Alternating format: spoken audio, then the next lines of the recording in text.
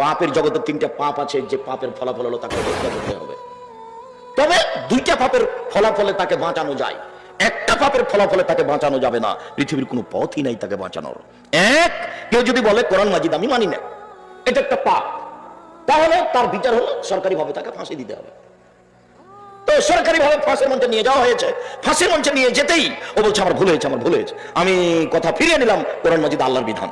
তখন তাকে ফাঁসি মঞ্চ থেকে নামিয়ে নিতে হবে, তার ফাঁসি হবে না, কিন্তু অপরাধ ছিল তাকে হত্যা করতে হবে। দুই, কেউ যদি কাউকে হত্যা করে তাহলে শরীয়ত নীতি হলো সরকারিভাবে তাকে হত্যা করতে হবে, যার নাম কিসাস, বদলা।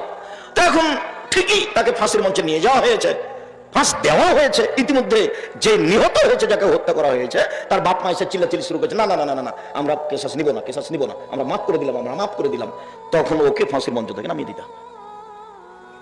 তিন, বিবাহ করার পরে যদি কেউ জিনায় লিপ্ত হয় তাহলে তাকে হত্যা করতে